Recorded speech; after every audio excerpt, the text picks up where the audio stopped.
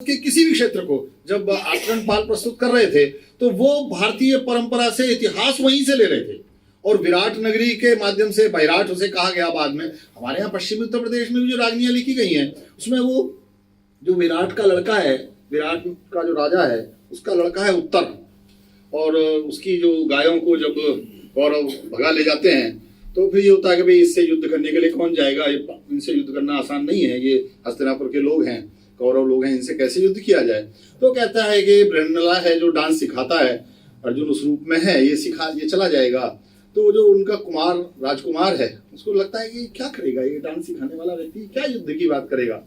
तो उसको ले जाते हैं, चला जाता है मना के चलो भी चले तो जाओ जंगल में, उन्होंने अपने हथियार एक पेड़ पे कहीं छिपा रखे हैं, ऐसी कथा है उस कथा में से। तो कहता है देख भाई डरना नहीं, वो डरने लगता है कि मैं कहाँ इनसे लड़ूंगा।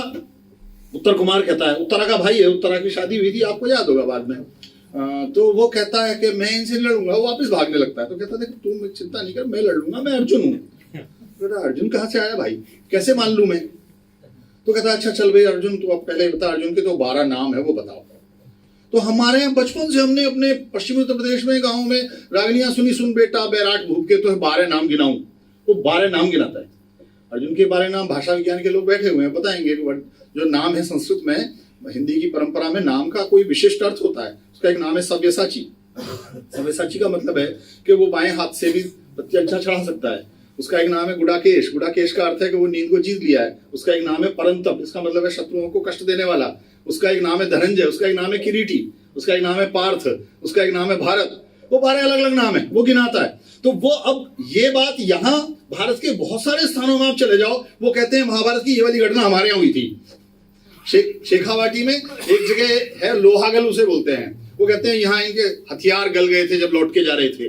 आप केदारनाथ जाओगे, बद्रीनाथ जाओगे, केदारनाथ जाओगे, बद्रीनाथ से आगे गांव है माणा, अंतिम गांव है भारत का उस बॉर्डर पे। वो कहते हैं यहाँ आगे पांडवों ने ये किया था। तो भारत के किसी भी इलाके में, मैंने जगदलपुर में बस्तर में सेवा की, वो कहते थे दंडकारण्य यहाँ है, यहाँ उनको पंचवटी बनाई थी।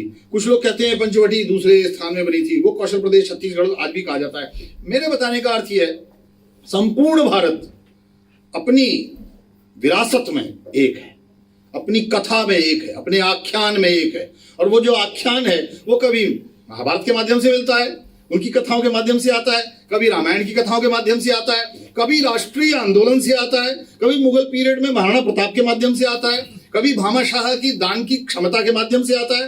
वो आपको संपूर्ण भारत में एक प्रकार मिलेगा।